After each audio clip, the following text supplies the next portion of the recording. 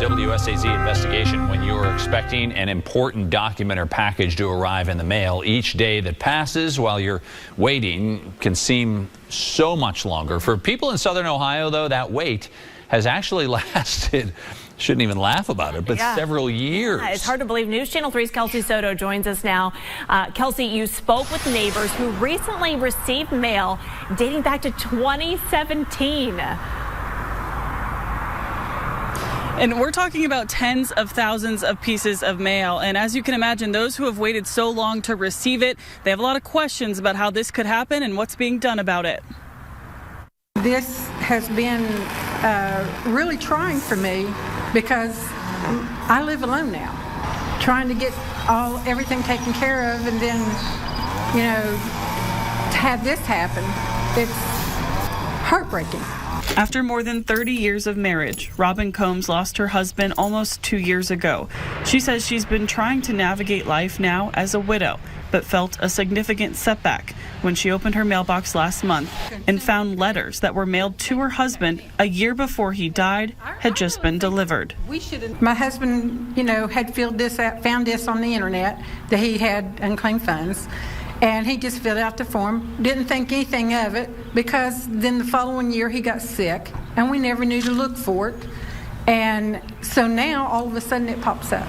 And they pop up open. They're not sealed. Several South Point residents who also received damaged and outdated mail reached out to us to help get some answers on how this could happen and why all of this mail is turning up now. Some of them even received a letter from the postmaster. Please know the Postal Service considers this a very serious issue. We reached out to the U.S. Postal Service Office of Inspector General, who tells us the office received a tip in April about a large amount of undelivered mail at a postal employee's home.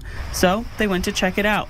Special Agent Scott Balfour says they found about 46,000 pieces of mail from several locations.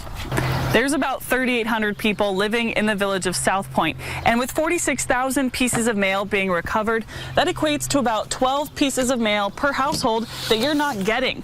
And for some, that's just a bunch of junk mail, but for other families, that included checks, documents, important paperwork, and even packages. For Beverly Edmonds, a priceless family accomplishment never came. This is a certificate from Harvard from my son 3 years ago. We just got this from the principal. He brought it over last week and dropped it off to me. It was lost in the mail. Her son, now a junior in college, finally getting the recognition of his work in high school, several years too late. Beverly tells me she also received old mail that had been tampered with. I've made several complaints to the post office and even the police because my mail was getting opened, and I noticed that either mail would come partially open or completely open, like letters would be outside of the envelope, and a lot of it was like from Social Security, because one of my sons gets Social Security and it has his Social Security number on it, so I was really concerned, and I complained to Social Security too. These women say they're concerned about who may have had access to their personal data. Who's getting that information? Why are they opening the mail? According to the 2019 fiscal report from the U.S. Postal Inspection Service, a separate federal law enforcement agency not involved with this case, they opened investigations into nearly 1,300 cases of mail theft, resulting in more than 2,000 arrests and convictions in nearly every case. However, in South Point, Special Agent Scott Balfour with the U.S. Postal Service Office of Inspector General, he gave us a statement which reads in part, "The individual responsible is no longer employed.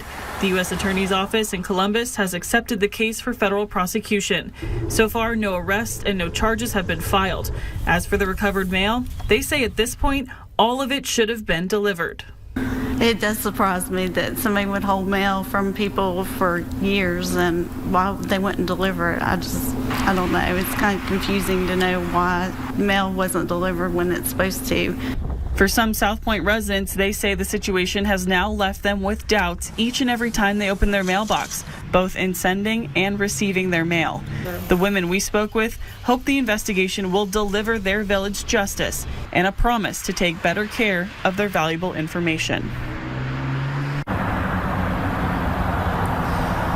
Now, another portion of that statement we received indicates that anyone who has been negatively impacted by the delay can file a claim online or give them a call, and we'll have all the info for you on the WSAZ app. Of course, depending on the situation, their Consumer Affairs Division could also provide a letter to the customer that may help potentially waive any of those late fees you might have racked up in the years waiting to get that mail.